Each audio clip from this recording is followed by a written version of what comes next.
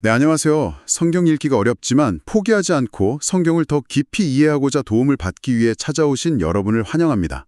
오늘은 신약 성경의 거의 마지막에 있어서 자칫하면 놓치기 쉬운 책이죠.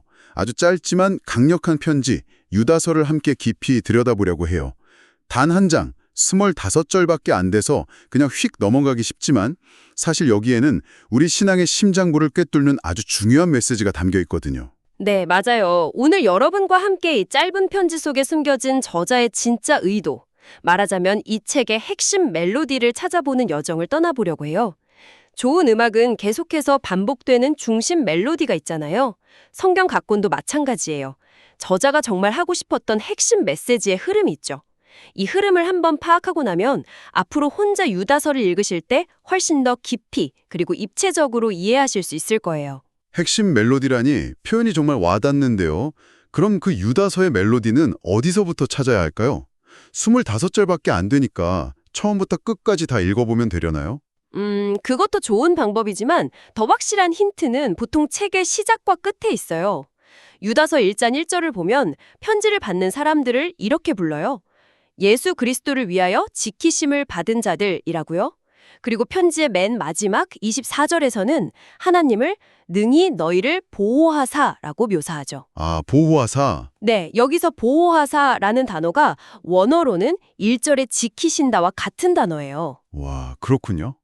편지의 봉투를 여는 첫 마디와 봉투를 닫는 마지막 마디가 똑같이 지키심이라는 단어로 되어 있는 거네요. 그렇다면 유다서의 핵심 메시지는 하나님께서 우리를 안전하게 지켜주신다는 따뜻한 위로와 확신에 대한 이야기라고 생각하면 될까요? 처음엔 딱 그렇게 보이죠. 그리고 그게 틀린 말도 아니에요. 하지만 유다서의 중간으로 들어가 보면 이 아름다운 멜로디에 아주 날카로운 변주가 시작돼요. 예를 들어 유다서 1장 6절을 한번 볼게요. 6절이요? 네. 자기 지위를 지키지 아니하고 자기 처소를 떠난 천사들을 큰 날의 심판까지 영원한 결박으로 흑암에 가두셨으며 라고 나와요. 여기서 가두셨다는 말도 사실은 지키고 계신다는 뜻이에요. 잠깐만요. 그럼 의미가 완전히 달라지잖아요. 어떤 사람들은 구원을 위해 지키심을 받는데 타락한 천사들은 심판을 위해 지키심을 받고 있다는 거네요. 그럼 지키다라는 단어가 단순히 포근한 담요 같은 게 아니라 어떨 때는 차가운 감옥의 창살이 될 수도 있다는 말이군요. 바로 그거예요. 이게 이 편지의 핵심적인 긴장감이죠. 13절에서도 거짓 교사들을 향해 영원히 예비된 캄캄한 어둠이라고 하는데 여기서 예비되었다는 것도 원어로는 지켜지고 있다는 의미거든요. 와, 구원을 위해 지켜지는 사람들과 심판을 위해 지켜지는 사람들이 극명하게 대비되는 거죠. 이 짧은 편지에 이런 팽팽한 긴장감이 숨어 있었군요. 그럼 이 긴장감이 어디로 흘러가나요? 이 긴장감은 21절에서 최고조에 달해요. 거기서 유다는 독자들에게 아주 직접적으로 명령하거든요. 하나님의 사랑 안에서 자신을 지키라. 와, 이건 정말 혼란스러운데요. 1절에서는 분명 하나님이 우리를 지켜주신다고 했는데 이제 와서는 우리더러 스스로를 지키라고 하잖아요. 하나님이 지켜주시는 건가요? 아니면 우리가 지켜야 하는 건가요? 많은 청년들이 성경 읽다가 딱 이런 지점에서 이게 무슨 말이지? 하고 막히는 것 같아요. 정말 중요한 질문이에요. 그리고 이게 바로 유다서가 우리에게 가르쳐주는 놀라운 균형 감각이에요. 하나님께서 우리를 끝까지 지키시고 보호하신다는 사실은 우리 믿음에 흔들리지 않는 단단한 반석과 같아요. 그 약속이 있기 때문에 우리가 이 험한 세상에서 안심할 수 있는 거죠. 네네. 하지만 그 약속이 나는 이제 아무것도 안 하고 가만히 있어도 돼 라는 뜻은 아니라는 거예요. 오히려 그 반대죠. 하나님이 나를 붙들고 계시다는 그 강력한 확신 위에서 우리는 더욱 능동적으로 하나님의 사랑 안에 머물기 위해 분투해야 한다는 거예요. 하나님의 절대적인 보호하심과 우리의 책임 있는 순종이 멋진 파트너처럼 함께 춤을 추는 거죠. 그렇군요. 하나님의 지키심이 우리가 싸울 수 있는 안전한 베이스 캠프가 되어준다는 의미로 들리네요. 그런데 이렇게까지 스스로를 지키라고 강조하는 걸 보면 뭔가 보통 일이 아니었던 것 같아요. 도대체 유다가 편지를 쓸 당시에 무슨 일이 있었길래 이렇게까지 긴급하게 말하는 걸까요? 맞아요. 그 이유가 유다서 1장 3절에 아주 선명하게 나와요. 유다는 원래 우리가 일반적으로 받은 구원에 관하여, 즉 좀 더 평안하고 은혜로운 내용의 편지를 쓰고 싶었다고 해요. 아, 그랬군요. 하지만 갑자기 계획을 바꿔서 성도에게 단번에 주신 믿음의 도를 위하여 힘써 싸우라는 편지를 써야 할 절박한 필요를 느꼈다고 말하죠. 힘써 싸우라는 말은 거의 운동선수가 금메달을 따기 위해 온 힘을 다해 싸우는 모습을 연상시키는 아주 강력한 단어예요. 편지의 주제를 바꿀 만큼 긴급한 상황이라니 그게 외부의 박해나 핍박 같은 거였을까요? 그게 아니라는 게 더 심각한 문제였어요. 아, 바로 다음 절인 4절에 답이 있어요. 이는 가만히 들어온 사람 몇이 있음이라. 가만히 들어온 사람이요? 네, 문제는 교회 밖의 적이 아니라 교회 안에 양의 탈을 쓰고 몰래 스며든 대보의 적, 바로 거짓 교사들이었어요. 이들은 우리 하나님의 은혜를 도리어 방탕한 것으로 바꾸고 홀로 하나의 신 주제, 곧 우리 주 예수 그리스도를 부인하는 자들이었죠. 교회의 기초를 안에서부터 무너뜨리는 아주 교활하고 위험한 위협이었던 거예요. 아, 밖에서 오는 공격보다 안에서부터 무너지는 게 훨씬 무서운 법인데 유다는 그 가만히 들어온 사람들의 정체를 어떻게 폭로하나요? 그냥 저 사람들 나쁜 사람들이야 라고 말하는 것만으로는 부족했을 텐데요. 아주 예리한 지적이에요. 유다는 그냥 비난하는 게 아니라 구약 성경이라는 거대한 거울을 가져와서 그들의 모습을 비춰줘요. 먼저 구약의 3가지 심판 사건을 언급하죠. 3가지 사건이요? 네. 첫째는 하나님의 약속을 믿지 못하고 광야에서 멸망한 이스라엘 백성. 둘째는 교만해서 자기 자리를 지키지 않고 타락한 천사들. 셋째는 성적인 타락으로 불의 심판을 받은 소돔과 고모라예요. 아, 이 3사건을 통해 거짓 교사들의 특징인 불신, 반역, 부도덕을 드러내는 거죠. 과거의 역사적인 사건들을 통해 현재의 문제를 진단하는 거군요. 네. 그리고 거기서 그치지 않고 구약의 대표적인 악인 3명을 소환해요. 3명이요? 네. 첫 번째는 질투심에 눈이 멀어 동생을 죽인 가인이에요. 가인은 자기 방식대로 예배했지만 그 중심에 하나님이 없었죠. 거짓 교사들도 겉은 경건해 보이지만 그 중심엔 자기 욕망만 가득하다는 거예요. 두 번째는 돈을 너무 사랑해서 하나님의 백성을 저주하려고 했던 선지자 발람이에요. 이들을 통해 거짓 교사들이 가르치는 동기가 결국 탐욕이라는 걸 보여주죠. 마지막 한 명은 누구인가요? 바로 고라예요. 그는 모세와 아론의 리더십, 즉 하나님이 세우신 권위에 정면으로 도전했다가 땅이 갈라져 산채로 삼켜졌던 인물이죠. 아, 맞아요. 이건 거짓 교사들이 예수 그리스도의 주대심과 사도들의 가르침을 거부하는 반역적인 속성을 가지고 있음을 보여주는 거예요. 이렇게 가인, 발람, 고라를 통해 그들의 위선, 탐욕, 반역이라는 핵심 DNA를 남김없이 폭로하는 거죠. 와, 정말 치밀하네요. 구약의 인물들을 통해 거짓 교사들의 엑스레이 사진을 찍어서 보여주는 것 같아요. 맞아요. 여기서 끝이 아니에요. 유다는 이번엔 아주 시적인 비유들을 사용해서 그들의 실체를 그려내요. 예를 들어 그들은 물 없는 구름 같다고 해요. 물 없는 구름이요? 네. 잔뜩 흐려서 비가 올 것처럼 기대하게 만들지만 결국 아무런 생명의 단비도 내려주지 못하는 거죠. 그 비유 정말 강력한데요.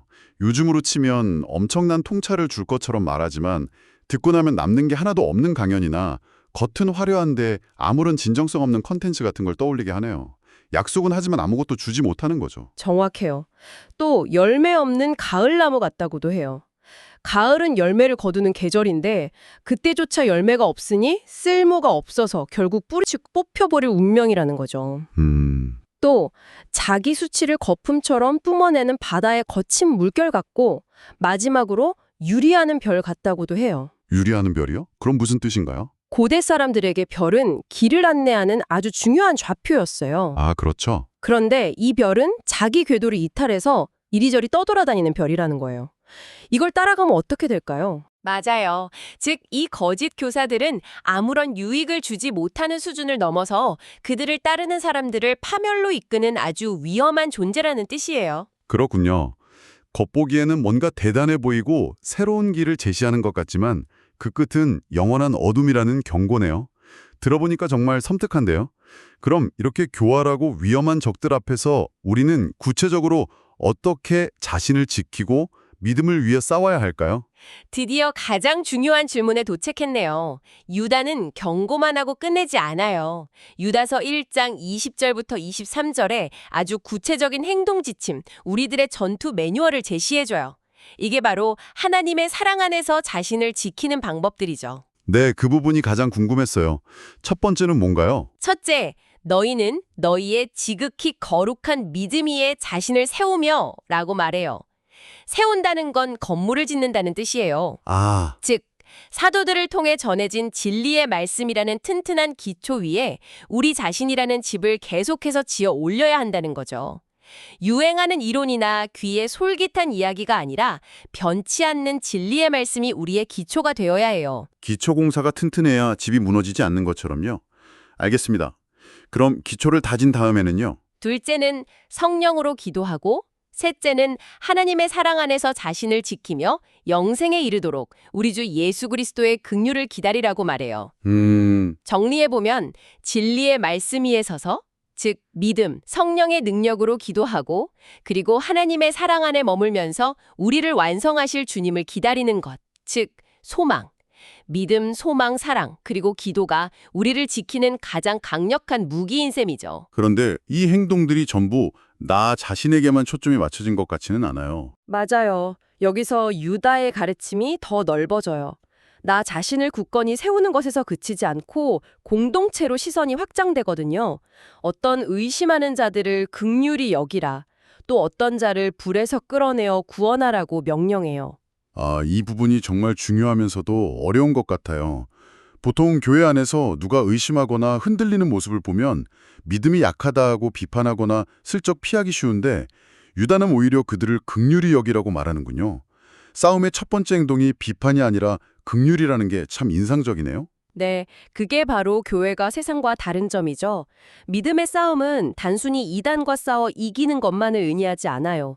우리 공동체 안에서 흔들리는 지체들을 붙잡아주고 위험에 빠진 이들을 건져내는 것까지 포함하는 아주 적극적이고 사랑이 넘치는 싸움인 거예요. 아, 나만 잘 서 있는 게 아니라 넘어진 사람을 일으켜 함께 서는 것, 그게 진짜 승리라는 거죠. 개인의 경건 생활과 공동체를 돌보는 일이 결코 분리될 수 없다는 말씀이시네요. 이 모든 것이 믿음의 도를 위해 힘써 싸우는 모습이라는 거고요. 바로 그거예요. 하나님이 지켜주실 것을 믿고 그냥 수동적으로 기다리는 신앙이 아니라 그 지켜주심을 확신하기에 더 용감하고 능동적으로 움직이는 신앙. 유다가 우리에게 촉구하는 모습이 바로 그런 것이죠. 이렇게 수많은 경고와 긴급한 명령을 쏟아낸 유다서는 정말 놀랍고도 아름다운 찬양으로 끝을 맺어요. 바로 24절과 25절의 송영인데요. 능히 너희를 보호하사 거침이 없게 하시고 너희로 그 영광 앞에 흠이 없이 기쁨으로 서게 하실 이 곧 우리 구주 홀로 하나이신 하나님께 우리 주 예수 그리스도로 말미암아 영광과 위엄과 권력과 권세가 영원전부터 이제와 영원토록 있을지어다. 아멘. 이 마지막 찬양은 이 편지 전체를 감싸 안는 거대한 위로와 소망이 돼요. 우리가 믿음을 위해 치열하게 싸우고 스스로를 지켜야 하는 이 모든 분투의 끝에 결국 우리를 넘어지지 않게 붙드시고 흠없는 모습으로 하나님 앞에 세우실 분은 바로 하나님 자신이라는 사실을 다시 한번 확인시켜주기 때문이에요. 우리의 노력이 아니라 그분의 능력이 최종 승리의 근거라는 거죠. 그러네요. 시작도 우리를 지키시는 하나님, 끝도 우리를 지키시는 하나님이군요. 그 사이에서 우리는 그 지키심을 믿고 힘써 싸우는 거고요. 오늘 유다서의 큰 그림을 그려보니까 이 짧은 편지가 단순히 오래전 거짓 교사들을 향한 경고문을 넣어서 오늘에 살아가는 우리 각자가 어떻게 깨어 신앙생활을 해야 하는지 알려주는 강력한 코칭 매뉴얼 같다는 생각이 들어요. 이제 여러분이 유다서를 직접 펼쳐 읽어보실 차례예요. 오늘 우리가 나눈 이야기들을 지도 삼아서 한 절 한 절 천천히 따라가 보세요. 그리고 스스로에게 한번 이렇게 질문을 던져보시면 어떨까요? 오늘 나는 나를 지키시는 하나님을 믿으며 그분의 사랑 안에서 내 자신을 어떻게 지켜내고 있는가? 그리고 우리 공동체 안에서 흔들리는 친구를 위해 나는 어떻게 함께 싸워주고 있는가? 이 짧은 편지가 여러분의 신앙 여정에 강력한 도전과 깊은 위로를 주기를 바랍니다.